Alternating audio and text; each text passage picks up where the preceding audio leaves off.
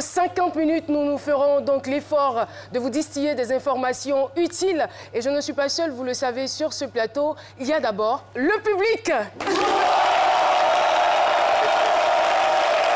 Merci beaucoup, chaleureux public de ce midi. Il y a le public, il y a aussi nous, Caroline Da Silva, Méliane Cuny et Dr Philo.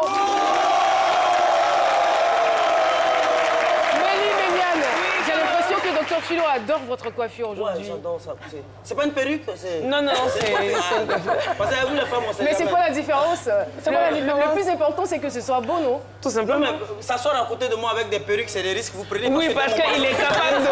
Franchement, vous l'avez vraiment dit. Alors, Méliane, aujourd'hui, merci beaucoup, public, vous pouvez vous rasseoir. On aura droit à quoi aujourd'hui dans votre chronique? On va essayer de parler aux parents. On va déterminer l'origine du voyeurisme, parce qu'on entend souvent voyeurisme. Qu'est-ce que c'est? Mais tout ça, ça sera tout à l'heure dans « À faire ou à ne pas faire ». On déterminera l'origine du voyeurisme. Ou encore, si vous voulez, ceux qui aiment écouter aux portes. Voilà. Les voyeurs.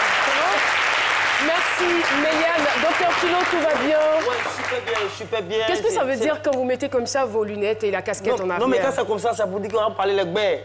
On va parler les gbés, on va se dire les directs, puis ailleurs, propre, puis c'est calé, quoi. Ça monte aussi, et puis bon, grani, et puis, pardon, qu'est-ce que je suis en train de dire? Mais ça pour vous dire que je suis très heureux, et surtout que nous sommes de plein pied dans les Jeux de la francophonie. En même temps, oui, c'est... Jour J, moins 10. Ah bon? C'est pas moins 9? Non, c'est moins 10. Ah d'accord, moins 10. Donc ça vous dit que c'est bon. Déjà, les délégations commencent à venir. Il est vraiment pressé. Hein. Ouais, les délégations commencent à venir. D'autres viennent déjà même. Moi-même, j'ai déjà bergé deux... De quel pays? Bon, pour le moment, je ne l'ai pas encore demandé la nouvelle. C'est ce soir quand je vais rentrer, je vais leur dire, ils sont... Ils ne sont pas encore arrivés. C'est juste que la liste des bénévoles est connue, mais les délégations n'ont pas commencé à arriver. C'est le soir quand je me viens dire, qu'à retenir. De toute façon, il ne les connaît pas encore. C'est-à-dire que les gars, ils sont arrivés, toc, c'est vous, Dr Philo. Oui, on est là pour la francophonie. Allez, voici les chambres, allez-y dormir. Donc c'est le soir que vous allez rentrer. On vous a dit d'accueillir bien les gens qui vont venir. Donc moi, tous ceux qui se présentent à moi, quand j'ai dit francophonie, je suis à la place. C'est génial, merci beaucoup. Dr Philo. Nous allons parler aujourd'hui de regret. Eh bien, le regret engendre la détresse, le disait Céline Minard. C'est peut-être à juste titre parce que nous écouterons dans quelques instants l'histoire d'un homme qui a fait partie, effectivement, sa fiancée en France. La suite, on est peut-être loin de l'imaginer, mais ce sont des cas qui ne sont pas isolés, des cas qui sont légion. Je regrette d'avoir fait partir mon ex-fiancé en France. Thème du jour, mais Dr Philo a son mot à dire là-dessus. On le retrouve tout de suite.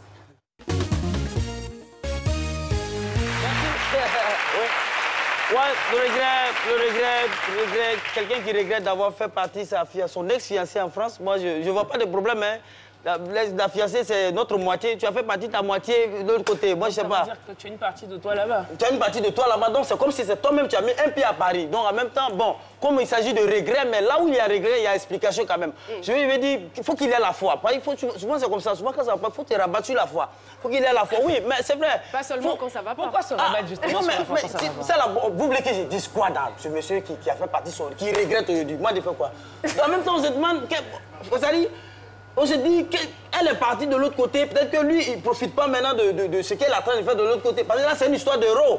Puisque là-bas, Chingom là-bas en France, à euros, un chingom, là, un chingom peut payer 2 sacs de riz ici. Donc lui, quand il pense à ça, ça l'énerve. Ouais.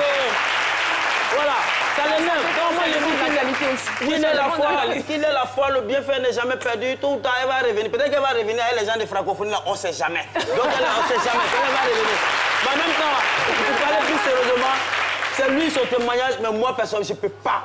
Franchement, moi, chercher un gris-glacé comme il ne peut pas faire partie de femme à bang. Et puis moi-même, je suis ici. Pourquoi il a fait ça? Mais si, c'est possible, Dr Philo. Paris même est loin, même. Ça veut dire que pourquoi on me fait partie en France? Non, mais je peux pas. Je t'aime tellement que je peux pas te faire partie. Je t'aime. Je peux pas. On ne sait jamais. Paris même est loin même. Quand tu prends femme au village et puis elle vient à Abidjan ici là, c'est que quand elle vient à Abidjan, elle dépasse Jesco. Jesco arrive à Djamé, elle n'est même pas arrivée à Congo à Djamé déjà. Quand ses yeux sont déjà là, elle me fait ça. C'est qu'elle te montrer dans Abidjan là. Tu vas te montrer. Moi, je ne vais pas partir comme en France.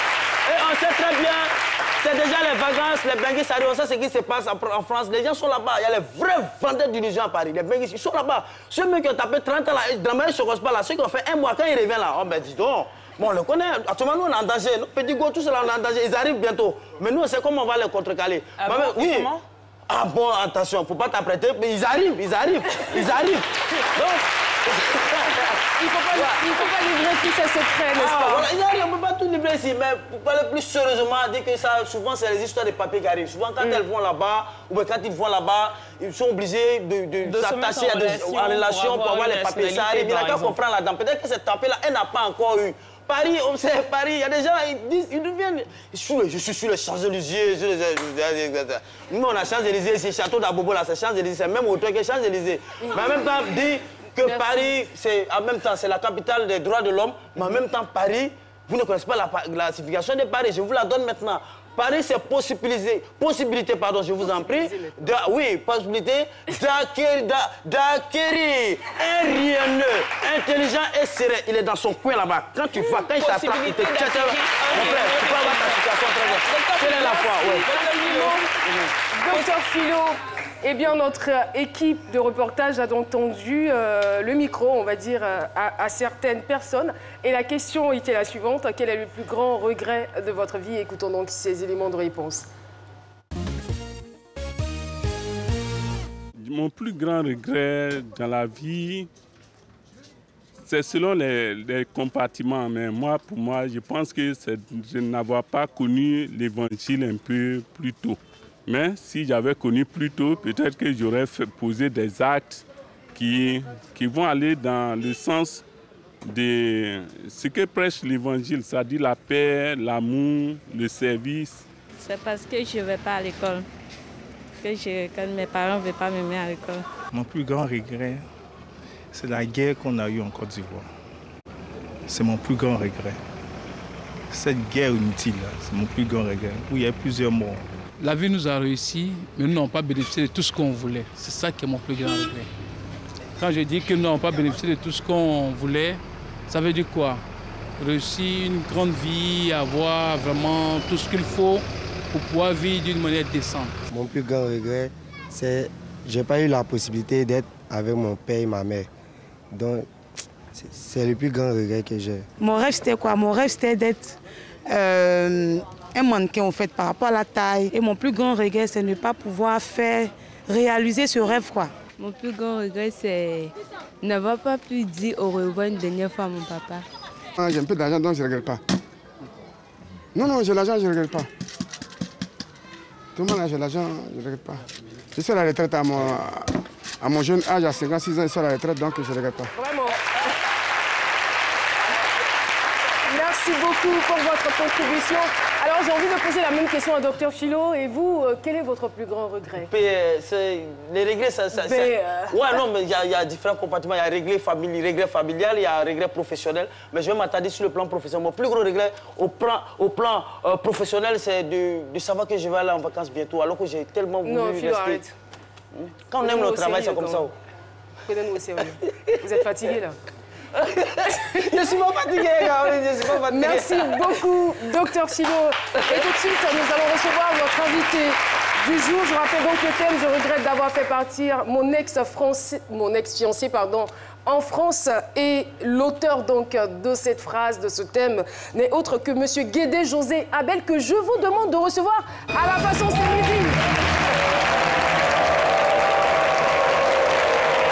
Guédé José Abel est notre invité du jour. Et voilà, il prend la peine de saluer toute l'équipe. Merci. Veuillez vous asseoir. Merci infiniment, public de ce midi, pour tous ces encouragements. Il faut dire que M. Guédé José Abel est père de 6 enfants et marin marchand auparavant. Il est aujourd'hui au chômage. Aujourd'hui, c'est peu dire parce que depuis plusieurs années maintenant, vous êtes au chômage. Bonjour et bienvenue sur notre plateau. Merci. Alors, on a envie de savoir depuis combien de temps vous êtes au chômage? Merci. J'allais dire que les marins marchands sont en bloc en chômage depuis 1986. Depuis 1986. Voilà, quand la Côte d'Ivoire a vendu ses bateaux, le dernier bateau dans les eaux quai bananier qui s'appelait Agboville, a été vendu en 1986, commandant, capitaine, lieutenant, tout le monde en bloc en chômage. Et je veux dire, il y a quand même beaucoup d'années, beaucoup d'eau qui a coulé sous les ponts. Alors, qu'est-ce que vous avez fait durant tout ce temps pour survivre? Merci, mais d'entrée de jeu, je voudrais vous remercier parce que l'émission ce midi, c'est un rêve pour moi. C'est un rêve. Merci. Assez sollicité, mais j'y suis aujourd'hui. J'allais dire que si je loupe l'émission ce midi, à minuit, je suis pointé. À partir de 23h30, la rediffusion, c'est bien. Donc, je vous tire le chapeau. Merci pour beaucoup de choses que vous faites pour les Ivoiriens pour se faire attendre. Merci beaucoup. Merci infiniment. Alors, donc, pour revenir à la question... oui, j'allais dire que par 2 fois, j'ai occupé ce qu'on appelle François Courant, chef du personnel, ressources humaines de 2 sociétés de sécurité à 86, 88 et 89. En 3e position, j'ai été hôtelier, j'ai été adjoint de mon chef de service. Et puis, bien avant ça, étant marin marchand, j'ai eu l'ouverture sur l'extérieur, j'ai beaucoup voyagé. J'avais voulu piloter moi-même une petite et moyenne entreprise parce qu'il y avait la Suède, l'Allemagne, tout ça qui voulait du beurre de karité, de la cola que nous mangeons ici. Acheter en quantité, bon, ça n'a pas marché, il n'a pas eu le moyen, il a raccroché. Donc, à part la marine marchande, j'ai occupé plus ou moins beaucoup de postes dans la société. Voilà. Et je veux dire que, bon, ça c'était avant, et ces dernières années, vous avez quand même eu à effectuer certaines activités pour subvenir à vos besoins, non seulement, mais aussi aux besoins des enfants, parce que vous en avez jusqu'à 6. Hein. Mais oui, merci. Bien sûr... Enfin, vous avez la chance d'avoir 6. Oui, j'avais voulu un peu cacher ce petit côté-là, mais je survis par ma petite plantation de cacaoyer. Mais c'est pas mal. Voilà, donc je voudrais cacher ça, mais... Il faut le dire, nous sommes des hommes. En fait, j'avais seulement peur que vous me disiez, bon, depuis quelques années, je ne fais rien du tout, je suis là, j'attends tout du ciel. Mais là, vous avez quand même une plantation, vous cultivez la terre et vous subvenez donc aux besoins de votre famille. C'est déjà intéressant. Alors, pour entrer maintenant dans le vif du sujet, il faut dire qu'il y a 30 ans de cela, vous avez vécu une expérience très, très amère que vous n'êtes pas du tout prêt d'oublier. Oui, je regrette. Je regrette, mais je ne suis pas amer et puis je ne suis pas prêt à faire le mal. C'est l'expérience qui était amère par vous? Oui, l'expérience, je l'ai vécue. Je ne suis pas prêt à faire le mal et je conseille ici beaucoup à mes enfants, à mes jeunes frères, d'être très patients. Si vous êtes séparés d'un conjoint, ce n'est pas la peine de faire du mal. À notre époque, il y avait des gros marabouts, des gros féticheurs qui déplaçaient des montagnes. Je pouvais faire du mal à mon ex, mais j'ai été patient. Vous avez très bien fait. Ça fait 30 ans aujourd'hui. Elle est partie. Elle m'a quitté, elle est partie, pas quittée, mais je l'ai accompagnée à l'aéroport. Elle est partie le dimanche 28 mars 1987. Aujourd'hui, 28 mars 2007... Avant qu'elle ne parte, je vais dire que vous vous êtes rencontrés dans quelles circonstances? Parce que des fois, c'est aussi déterminant pour une relation. Merci. Et puis, quelle ambiance prévalait donc au sein du couple? Merci beaucoup, merci. Je précise rapidement que 28 mars 2017, ça fait 30 ans. Comme on appelle, 3 mois, 8 jours aujourd'hui que je ressens ça. Bravo, hein? Donc, bravo! Je voudrais élucider la circonstance dans laquelle nous nous sommes rencontrés. En Afrique, généralement, mais chez nous, les BT, quand tu as un copain que tu lui donnes, il vient chez toi, tu l'accueilles, tu lui donnes à manger, une chambre à coucher, et puis femme à la suite, tu as tout donné. Voilà. Comme Philo l'a fait avec les membres de la francophonie. Je l'ai connu par l'autruchement d'une famille du village voisin que moi et mon grand frère avons partagé parce que les 2 frères de mes pères, mes mères, et nous, les 2 frères de mes pères, étions des copains. D'accord. L'aîné de l'autre famille était mon copain. Gourou Raymond, c'est lui qui me l'a donné. Donc vous allez rencontrer, on va dire, celle qui va devenir plus tard votre fiancée par l'intermédiaire de votre ami. Rapidement, Gourou me disait le jeudi 22 novembre 1979, je te réserve une copine. Il dit, ah bon? Je dis, mais elle est d'où? Il dit, elle est d'Ida. Elle est de Lakota. Elle dit, ah, mais Lakota, c'est la province de maman. Je suis neveu à Lakota. Ce sont mes parents maternels, tu vas me donner maman. Il dit, oui, mais d'accord. Il dit, mais elle est de quel canton, comme on se connaît. On va pas quand même donner tous ces détails. Voilà. Donc, finalement, elle devient votre fiancée. Voilà, donc elle devient ma fiancée. Et puis, il me la présente le vendredi 23 novembre 1979. Attends, moi je vais vous poser une question. Comment ça se passe? Je veux savoir, je suis vraiment curieuse. Parce que moi, franchement, j'ai pas la mémoire des dates. J'ai vraiment pas la mémoire des dates. Mais comment vous faites? C'est quoi votre stratégie? Est-ce que vous notez tout ce que vous faites, tout ce qui vous arrive dans un calepin? Non. Vous notez pas? Je suis naturel comme ça. Ah, d'accord. J'ai cherché l'émission vendredi 23 juin 2017. Je voulais passer à l'émission. C'est marqué dans la tête. C'est resté dans la tête? Ah, d'accord. C'est bien, c'est franchement. Là où votre communication je vous admire. Je suis né comme ça. Je vous admire. Est-ce qu'on ne pourrait pas avoir peut-être une fonction qui fait appel à cette capacité-là? Parce que c'est génial quand même. Caroline, mon père m'a beaucoup parlé parce que être noble ne veut pas dire assez d'argent. C'est hier, les Romains ont créé l'argent et je suis d'une famille noble. Voilà, c'est ça qui fait que mon père m'a beaucoup parlé. Je retiens beaucoup. Ah, d'accord, c'est très intéressant. Je suis la 7e génération de mes parents. Ah, d'accord, ok. Et vous savez tout ça, c'est bien. Oui, je sais. Alors, dites-nous, quelle ambiance prévalait au sein du couple? On ne va pas mentionner le nom de la dame en question, de votre fiancée. Merci beaucoup. Merci assez d'ambiance. Parce qu'elle me plaisait beaucoup. Elle m'a aussi dit que je lui plaisais, mais elle m'a dit, confidence, qu'il était tout petit et que c'est de par, comment on appelle ça, mon souris passait avant, sans rentrer beaucoup de détails, avait une dentifrice qu'on appelait Emma et Landry. Bon, d'accord. Voilà. Donc quand vous brossez avec l'éclat de votre dent sort dans le temps nature. Donc, ça comme ça. C'est comme ça. Et pourtant, Guédé, elle n'aimait pas les hommes petits détails. Hein. Ah, non. Non, elle préférait grands. Elle aimait des grandes personnes, elle n'aimait pas les tout petits. Elle se voyait grande dame. Mais j'étais le seul à la convaincre. Mais l'éclat, surtout l'éclat. L'éclat de madame, elle est pourrie maintenant. Alors, c'est dommage. Donc, elle m'a dit que c'est ça qui l'a attirée, qu'elle m'a accepté. Donc, il y avait assez d'ambiance. Une belle ambiance, je suppose. Et c'était quoi? Qu'est-ce que vous partagiez ensemble? À l'époque, la vie n'était pas chère comme ça. Et quand vous dépensez 1000 francs, vous êtes à l'aise. Fanta coûtait 125. Merci pour la pub. Donc, assez d'alcool avec 200, assez de poissons avec 200, avec Fanta autour. Et puis, vous faisiez tout avec 1000 francs. Mais ça, c'était avant. Voilà, ça, c'était avant. Donc, l'ambiance prévalait. Et puis, ce qui a multiplié l'ambiance est qu'elle est très chanceuse. Je lui dis beaucoup merci. Mais c'est là l'objet de ma déception. Parce que quand vous dites qu'elle est très chanceuse, c'était quoi? Mais quand vous faites un semblant et que vous avez dormi dans la même maison, pour ne pas être grossier sur le plateau, dans la même maison avec elle, que vous sortez, ne vous l'avez pas. Matin, on va vous tirer pour aller travailler. On va venir vous tirer pour aller travailler. Pour dire que je suis ensemble avec une femme, je vais me laver. Non, elle était très chanceuse. Nos hôtels brillaient beaucoup. Donc, il y a des opportunités qui s'offraient à vous. Voilà, on me l'a donné. Et c'était chaque fois comme ça? Je suis marin. Nous étions programmés. Il n'y avait pas de bateau. On était toujours à terre.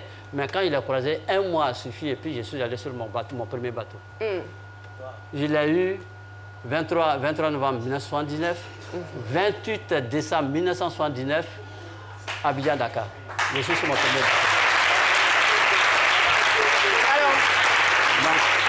Donc vous avez vécu, on va dire, 8 ans ensemble, c'est ça? Oui, nous avons fait 8 ans ensemble. Et la décision de l'emmener en France, elle survient comment? Merci Da Silva. La décision de l'amener en France, c'était que tous les marins étaient débarqués, nous étions en chômage. Alors j'ai trouvé que, comme j'ai voyagé, j'ai vu l'expérience de beaucoup de choses à l'extérieur, j'ai dit, bon, mais que de souffrir ici, c'est mieux d'aller souffrir à l'étranger. D'accord. C'est comme ça que j'ai mis l'idée de voyager en France. Et puis, même si je ne partage pas votre avis, je le respecte. Et puis, je l'ai formé. Il a fait passer dans 3 cliniques. Elle était infirmière privée. J'ai payé les suites en des cliniques, puis dans une grosse clinique où il est formé comme une fille de salle. Donc, elle travaillait. Et après la mariée, j'ai travaillé. J'étais caissier dans une boîte de chimie où on fabriquait de l'acide chlorhydrique, sulfurique, tout ça. Donc, je cotisais, elle cotisait, je cotisais, cotisais. Et puisque c'est moi qui s'occupais de tout à la maison, payer la maison, la nourriture, j'ai cotisé 275 000, elle a cotisé 385 000. Et puis, on a mis l'argent ensemble et le billet d'avion était OK. Et c'est comme ça, à la compagnie Sabena de Belgique, nous avons acheté notre billet d'avion. Et puis, elle est partie le dimanche 28 mars 1987. D'accord, vous avez pu avoir le billet d'avion, mais déjà, je voulais savoir, est-ce que c'est un voyage qui a été réellement préparé? Avait-elle de l'argent de poche sur elle? La question, je la pose à dessein. Merci beaucoup. Après toutes ces démarches, il nous restait 25 000 francs en poche. D'accord. Et puisque maman, j'ai des demi-frères à Lakota, maman a fait 6 enfants à Gagnoa, chez nous aussi, à Lakota et chez nous à Gagnoa 6. Je suis allé voir mon demi-frère. Je lui ai dit, bon, grand frère, donne-moi, ma femme va en France, donne-moi 25 000 francs pour compléter à 50 000. Il m'a donné 60 000. D'accord. Je lui ai demandé 25 000, il m'a donné 60 000. Je suis venu, je lui ai donné, ça faisait 75 000 que de 25 000 francs en poche. C'est comme ça qu'elle est descendue en France. Donc, elle part en France, on va dire avec... 75 000. Avec 75 000. Oui. C'est quand même bas, parce que les réalités ne sont pas du tout les mêmes. Elle part dans un pays étranger, où elle ne connaît pratiquement personne, à part, on va dire, une connaissance, une tante éloignée. Voilà, donc elle y arrive. Et qu'est-ce qui va se passer par la suite? Bon, quand elle est partie, elle m'a écrit pour la première fois le 8 juillet 1987. C'est-à-dire combien de temps après? Voilà. Après, elle m'a écrit le 12 août. Combien de temps après la première lettre, mars-août, je pense que ça fait pratiquement 5 mois. Hein. Ça fait pratiquement 5 mois. 6 mois. 6 mois. Voici la lettre. Cher Abel, je peux te payer le billet et tu fais des dossiers. Arrange-toi avec une société qu'elle te donne des papiers. Des papiers comme quoi tu viens en vacances à Paris. Oui, c'est elle qui écrit. D'accord. Oui, c'est elle qui m'écrit. Je ne vais pas continuer. Voilà, c'est la lettre qui est là. Ça, c'est une lettre qui est venue après. Vous avez tenu à conserver la lettre aussi? C'est une lettre hier à 98, mais la première lettre, le premier courrier que j'ai perdu. D'accord. C'est de ça que je parle. OK. Sinon, ça, c'est à 98. Ça marche. Voilà. Alors, donc, la suite des événements? Bon, la suite des événements, mais je lui dis au passage merci parce qu'elle ne m'a jamais oublié. Quand elle vient, toutefois, elle me cherche. Mais il y a beaucoup de tas qui existent. Beaucoup de tas existent. Faites attention. Quand vous faites un enfant qui a beaucoup de qualités, faites attention. Monsieur Guédé, quelques mois après son départ, qu'est-ce qui s'est passé? Ne lui dites pas la question. Bon, après son départ, bon, on était plus ou moins en contact. Après, les contacts sont coupés.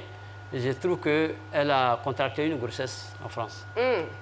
C'est comme ça, notre contact est coupé. Vous apprenez la nouvelle comment? C'est son père. C'est son père qui m'aimait bien, qui est venu, qui a quitté au village, qui est venu m'informer que mon fils, parce que c'est mon village maternel, c'est ma petite maman. Il a dit, mon fils, il y avait des ministres à Abidjan, des députés, des DG, mais c'est toi que je connais, c'est toi qui étais avec ma fille. Celle que tu appelais ta femme là, elle est en grossesse en France. Et comment vous êtes senti? Écoutez, ça m'a choqué, hein. Je n'ai pas supporté ça. Hein.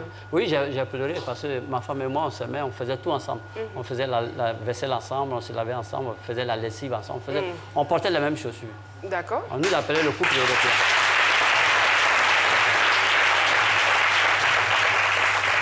Et vous apprenez qu'elle est enceinte. Est-ce qu'elle vous donne par la suite une explication? Bon.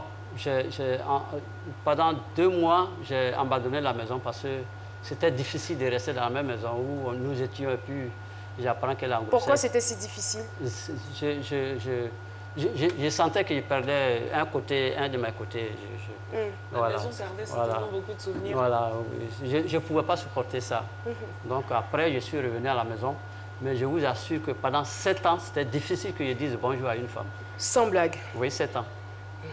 Vous avez été marqué à ce point? J'ai été marqué. Parce qu'elle, on faisait tout ensemble. On faisait tout ensemble. Donc, est-ce qu'après, elle va se confondre en excuses pour vous expliquer un peu ce qui est arrivé tout ça? Oui, quand elle est arrivée, on a été pour la première fois face à face le lundi 4 août 1997. De 17h04 à 22h07. Nous étions ensemble. Vous auriez pu être... Merci. Vous auriez pu être un très bon historien. Allô? Je dis que vous auriez pu être un très bon historien. Ah bon. C'est-à-dire que vous avez la mémoire des dates, vous avez la mémoire des circonstances, vous savez exactement où les choses se sont déroulées. J'ai dit Dieu merci. C'est impressionnant quand même. J'ai dit Dieu merci, c'est là on a eu notre premier contact.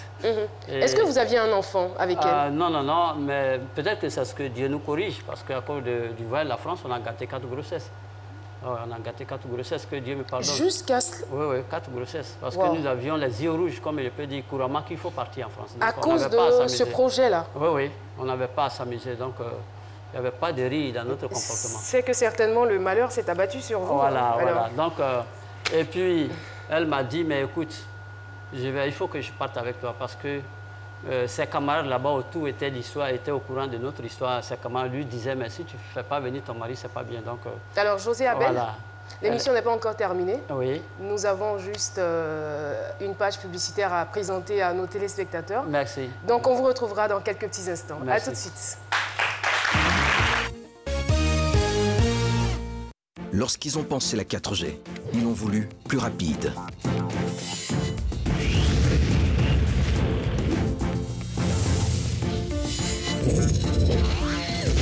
Plus fluide.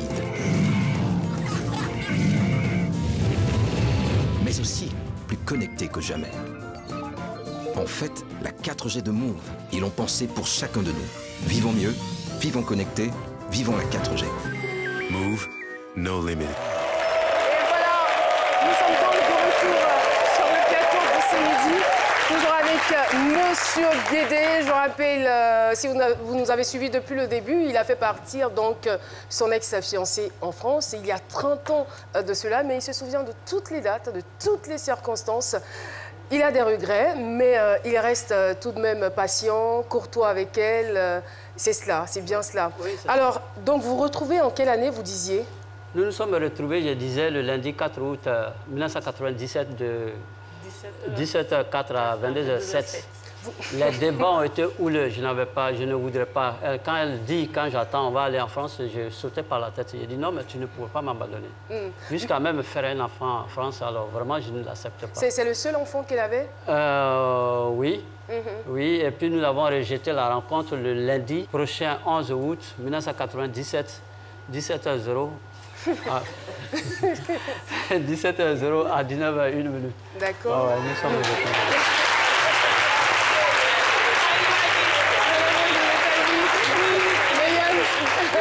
Oui, nous on est le mardi 11 juillet à 12h29. J'aimerais savoir, quels sont les sentiments que vous aviez en ce moment-là? Lorsqu'elle venait présenter les excuses et vouloir vous faire partir en France. Ah oui. J'avais toujours un sentiment d'estime, mais maintenant, ce que je ressens, que non, je mais sais... à cette époque, il faut qu'on reste à cette époque-là. À cette époque, c'est la jalousie qui a tout gâté. J'étais trop jaloux. Le chagrin était toujours là. Comme on le dit ici, le goût était fort. Je n'avais jamais rêvé que je devais la partager avec quelqu'un d'autre. Jamais. Donc c'est ça qui a tout gâté. Et vous avez vu l'enfant? Oh non, on n'a pas eu d'enfant. Elle a eu ses 2 enfants ailleurs et j'ai eu mes 6 enfants en dehors d'elle. Donc après elle, vous avez rencontré quelqu'un d'autre? Oui. Vous avez quand même refait votre vie? Oui. Oui. Ben, vous vous êtes marié ou pas? Pas légalement. Qu'est-ce que vous attendez? Bon, écoutez, assez de déceptions, hein, parce qu'on m'a toujours tapé dans le dos. Hein. Moi, je ne sais pas. Parce que moi, mon genre, d'abord, depuis ma naissance, je n'ai jamais porté main à une femme. Je conseille ça à tout le monde. Je n'ai jamais porté main. Quand je ressens qu'on porte main à une femme, j'ai envie de m'arrêter, si je suis en veste, de me battre. Donc, je suis trop sentimental. Quand on me marche là-dessus, c'est difficile de réagir. Mais, il faut apprendre à pardonner. Voilà. Donc, ça a été très difficile pour moi.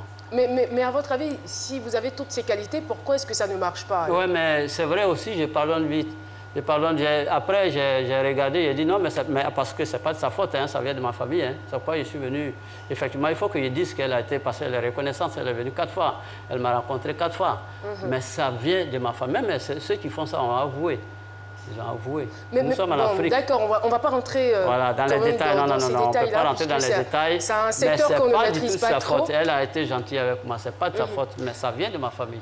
D'ailleurs, je ne voulais pas qu'on dise que je suis parti en France. C'est tout. D'accord. Mais déjà, je veux dire, est-ce que vous-même, vous ne vous sentez pas un peu responsable de ce qui est arrivé? Je veux dire, avec tout ce que vous nous avez expliqué, par rapport aux grossesses, par rapport à son départ non préparé, elle a eu certainement le dos au mur, elle n'avait peut-être pas le choix. Je ne me mets pas de son côté, je ne vous juge pas non plus, mais je veux dire que quelqu'un qui va dans un pays étranger sans les armes nécessaires, je veux dire, elle est quand même livrée à elle-même. Mais ce n'est pas aussi non plus de ma faute, parce que il n'y a pas ici... Ne vous sentez pas coupable quelque part? Non, pas du tout. Il n'y a pas un jeune ici en Côte d'Ivoire, en Afrique, qui peut réserver 10 millions, 15 millions à côté pour faire partie de sa femme. Non, non, non. On va dans des conditions vragues. Ça, c'est clair. Alors, donc, c'est comme ça. Et à notre époque, le visa, on ne le doutait pas. Vous déposez le passeport en 3 jours, 4e jour, vous prenez votre visa. Il n'y avait pas de problème. Donc, oui, en 87, c'est moi qui ai rempli les brochures à l'ambassade de France. On a déposé mercredi 22, au plus tard 25, on allait prendre le visa. Il n'y a pas de problème. Alors, ce que je veux savoir, puisque en la faisant partir, l'intention première, c'était de pouvoir subvenir aux besoins, c'est-à-dire se retrouver, c'est cela, avoir financièrement, une vie décente, se suffit financièrement sur le plan marital, être à l'aise, avoir des enfants, avoir revenu au pays. D'accord, j'en viens. Alors là, malheureusement, les choses ne se sont pas déroulées comme vous le souhaitiez. Elle a eu un enfant, c'est une erreur. Bon, enfin, pas que l'enfant est une erreur, mais elle vous a trompé. Voilà, et il y a eu quand même l'enfant qui est venu. Alors, est-ce qu'après cela, elle est revenue? C'est vrai que vous êtes rencontrés. Est-ce qu'elle a songé, puisque vous étiez déjà au chômage quand elle revenait, est-ce qu'elle a songé à vous aider financièrement parlant? Oui, c'est là il y a le hic. C'est là il y a le hic. Depuis qu'elle est en Europe, j'ai bénéficié d'aide de 6 000 francs CFA. Non, arrêtez ça. Non. 6 000? Oui, 6 000 francs CFA, oui. Oui, oui, le lundi 4 août. Mais vous vous êtes rencontrés 4 fois. Le lundi 4 août. 1997, de 16h à 22h qu'on se quittait, elle m'a donné 500. De 16h à 22h. Elle m'a donné 500. 500. Les 500 verres qui pourrissaient vite, là. Oui, oui, oui. Ah ouais, vous voyez ça, qui se décomposait vite, là. Oui. Elle m'a donné ça. Au lendemain, lundi 11, elle m'a répété. Vous les avez récupérés? Oui, j'ai pris. C'était pour un transport? Oui, oui, oui, oui. D'accord. Vous avez pris c'est un peu méprisant, je trouve. Le transport. Oui. Mais c'est un peu méprisant quand même. Ah, mais qu'est-ce que vous voulez que je fasse? Là, vous allez savoir que je ne suis pas rancunier. J'ai rien, je prenais. Voilà. Et puis, le 6 septembre... Ou peut-être que ça n'allait pas très bien chez elle aussi, là-bas. Si. Si, elle travaille. Elle travaillait. Comment vous l'avez su? Si. En fait, comment je dois dire? Elle est venue... Elle travaille parce que le 11 août 1997, quand nous étions ensemble, elle a appelé de la France, elle a embarqué une voiture Toyota pour faire taxi.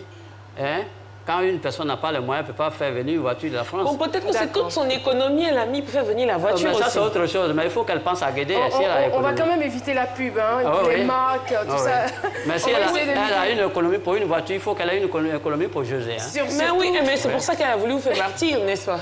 S'il vous plaît? C'est pour ça qu'elle a voulu vous faire partir en France aussi. Ah oui, mais il fallait qu'on finisse le projet. Mais vous ne vouliez pas, vous, à l'époque? Non, c'est pas parce qu'il n'avait pas voulu. Mais il y avait la jalousie. Il y a un côté qu'il voulait, parce qu'il ne veut pas la choquer, parce que l'émission en dehors des frontières. J'ai dit, il a bénéficié de 6 000 francs. Quand vous avez une personne en France, qu'elle vient, qu'elle vous quitte, elle vous donne 6 000 francs, vous devez faire quoi? Vous prenez les 6 000 encore. Et puis, je négocie. Parce qu'en fait, monsieur Guédé, merci beaucoup, madame. Monsieur Guédé, le 6 septembre 2006, vous vous voyez, on va dire, pour la dernière fois. Mais dites-nous concrètement, quel est le sentiment qui vous animait et le sentiment qui continue de vous animer aujourd'hui vis-à-vis d'elle? Le 6 septembre 2006, pardon, devant la pharmacie Wakouboué à Yopougon. Aux environs à 17h03. 17h03. Voilà, nous nous sommes croisés, nous nous sommes quittés à 22h08. 22h08, d'accord. 17h03, 22h08. Maintenant, c'est ce jour-là que j'ai forcé, j'ai dit, ben, de Yopougon à la Riviera, parce que je suis à la Riviera 3, Je ne peux pas sauter de Baka en Baka, payer mon taxi. Je vais aller parce qu'il est déjà 22h. Donc, c'est ce jour-là, elle m'a donné 5 000 francs. Voilà. Plus les 2 500, ça fait 6 000. Ça fait 6 000. Oui. Et le sentiment? Donc, pour revenir à la question, c'est quoi? Bon, est-ce que vous l'aimez toujours? Oui. Pour faire court? Oui, je lui ai dit. J'ai dit que même récemment, mon fils adoptif, son fils qu'elle a fait ailleurs, il est là. Il est là, il est venu. Mais on s'est croisés. Il a dit, mais maman dit, c'est pas que si vous a séparés. Mais je lui ai dit, dis à maman que si je l'avais offensé, de me pardonner, je n'ai aucune rancune contre elle. Non, juste après, le contraire, je l'aime. Elle est mariée. Ah, vous l'aimez encore? Elle est mariée en ce moment? Non, non, non, elle n'est pas mariée. Elle n'est pas mariée. Et vous? Vous vivez en couple? Concubine. Vous n'avez pas peur que ça chauffe à la maison tout à l'heure quand vous allez rentrer? Ma femme actuelle, elle n'est pas compliquée. Elle m'avait même conseillé en 2006.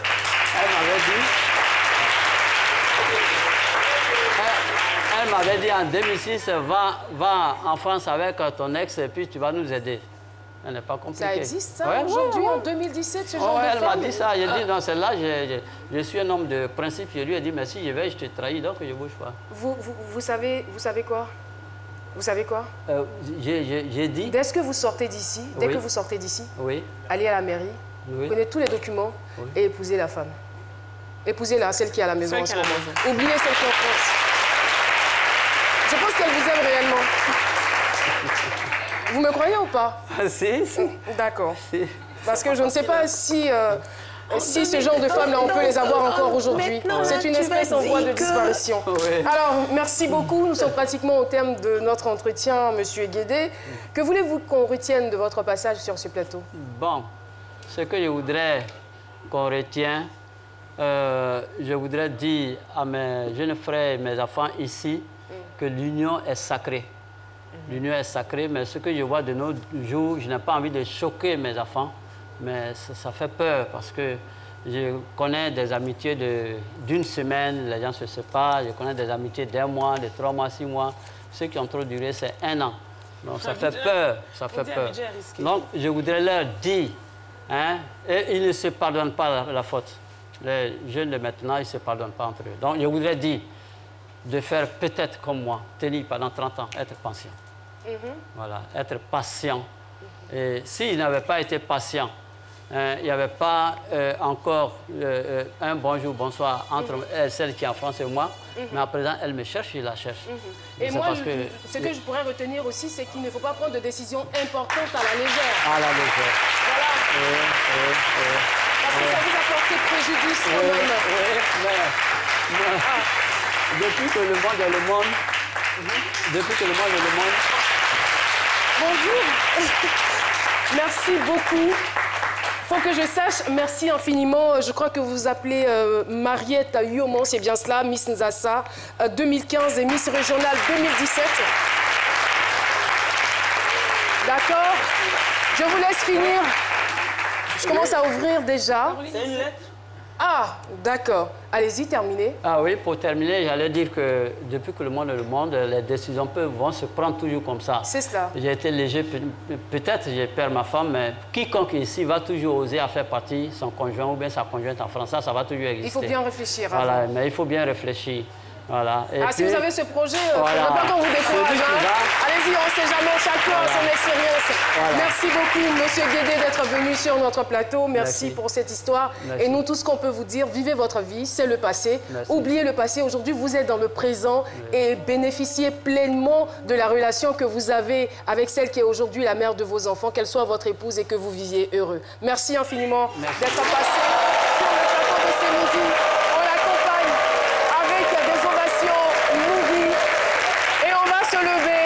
On va se lever toujours avec les mêmes ovations pour recevoir notre invité surprise. Eh bien, on vient de m'apporter donc le papier. Monsieur Oka Nguessan, je vous demande de l'applaudir. Conseiller technique, cité du Comité national des Jeux de la francophonie. Eh bien, vous vous souvenez qu'hier, le lancement officiel a été fait ici à ces midis pour dire que de maintenant jusqu'à la fin des festivités, nous allons en parler. Monsieur Oka Nguessan, bonjour et bienvenue sur le plateau de ces midis. Bonjour, madame. Je rappelle que vous êtes conseiller technique du DG du Comité national des Jeux de la francophonie.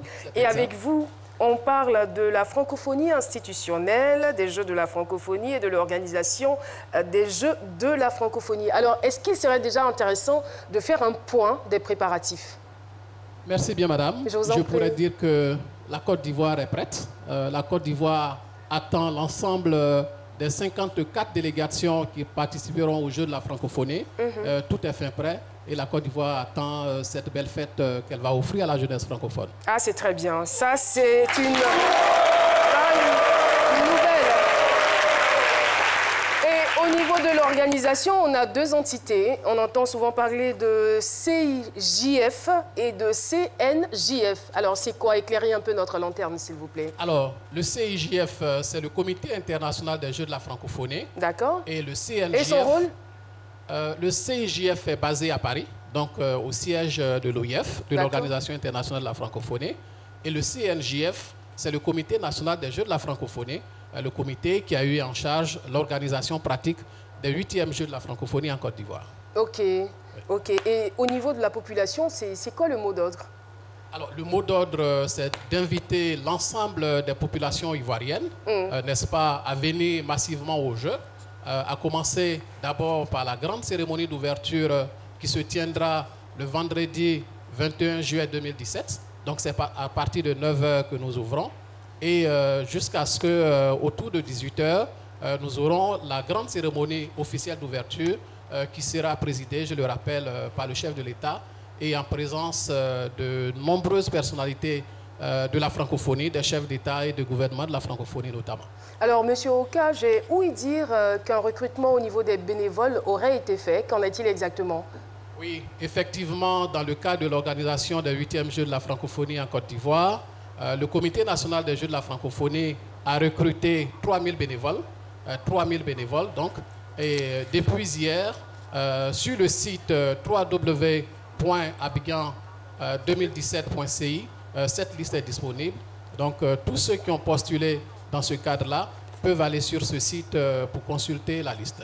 Quel sera le rôle de ces bénévoles-là? Parce qu'on sait, hein, généralement, quand on prend les gens comme ça, je suppose que ces bénévoles-là auront des badges, tout ça. Parce qu'il y a des gens qui risquent de profiter un peu de cette situation de bénévolat-là pour, franchement, escroquer les gens. Quel sera leur rôle exactement? Il faut se tranquilliser de ce point de vue-là. Les bénévoles seront formés. Donc, les formations... Ah, ils ne sont pas encore formés, hein? Donc, si on a commencé déjà les formations à partir d'hier, les formations sont en cours. Donc, il y a un certain nombre de valeurs que nous inculquons à l'ensemble des bénévoles que nous avons formés. Et donc, ce sont des personnes, des femmes, des hommes, des jeunes qui sont outillés, à qui nous avons appris un certain nombre de choses. Donc, les bénévoles seront dans ce que nous appelons la chaîne de rupture, c'est-à-dire qu'ils vont aider à l'accompagnement des 4000 jeunes que nous attendons. Donc, il y a 4000 jeunes que nous attendons et les 3000 bénévoles vont donc aider, n'est-ce pas, à les accueillir, à les orienter sur les sites de compétition, sur les sites de concours culturels, de sorte à ce que leur séjour en Côte d'Ivoire soit des plus agréables possibles. Merci infiniment, Monsieur Oka Nguessan. Je rappelle conseiller technique du DG du Comité national des Jeux de la francophonie. Merci donc d'être venu nous porter toutes ces informations et nous saisissons en même temps l'opportunité pour saluer ces jeunes. Vous pouvez vous lever, de jeunes artistes, voilà, qui vont aussi participer aux Jeux de la francophonie. Je vous demande de les applaudir. Merci d'être venu participer à cette émission. Merci beaucoup, Monsieur Oka, d'être passé sur notre plateau. Et je rappelle que les Jeux de la francophonie se dérouleront du 18 au 30 juillet 2017 à Abidjan. Sur ce, mesdames et messieurs, je vous invite à retrouver Méliane Cuny, première et dernière chronique de cette émission. C'est parti.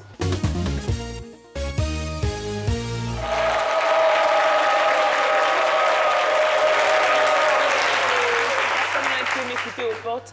Avant, regardez juste la vidéo et on revient.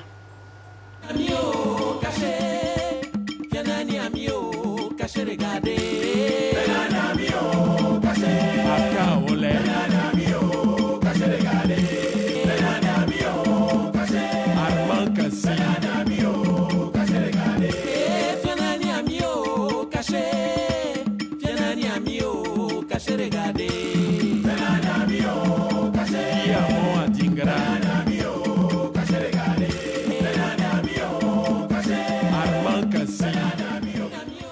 voilà, vous avez... Ça va au-delà de la curiosité. Oui, ça va au-delà de la curiosité. Qui s'est pas reconnu dans cette vidéo? Moi, je fais pas ça. Ah, mais c'est bien. Donc, il faut dire que les enfants ont surtout tendance à vouloir écouter aux portes. Déjà, c'est... pas les enfants, les grandes personnes. Non, mais ça commence chez les enfants d'abord. Non, ça commence d'abord...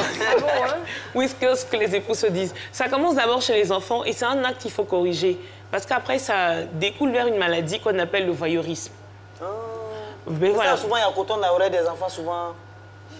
En voulant trop écouter, quand tu entends certaines choses, mais ça... Non, Philo, pardon. Donc, parce que c'est psychologique. Attends, vous êtes sérieux? Il est très sérieux. Oui, mais je sais pas, parce que finalement, les enfants... Je pense que moi-même, je suis en danger. Étant assis ici, je suis en danger, mais bon, c'est pas très grave. Donc, il faut inculquer ces valeurs-là aux enfants. Il faut demander aux enfants de pas écouter aux portes. Généralement, instinctivement, les enfants ont tendance à vouloir utiliser un élément pour manipuler les parents ou le grand frère. On a souvent vu des enfants, si tu ne me donnes pas, je vais te dire à papa que c'est toi qui as fait. C'est de là que tout part. Voilà, du chantage. Et si on ne corrige pas ça chez l'enfant, au fur et à mesure qu'il grandit, il aura ce genre de comportement, il va commencer à écouter aux portes et plus tard, ça va tendre vers le voyeurisme. Donc dès qu'un enfant commence à avoir ce genre de comportement, il faut tout de suite l'arrêter.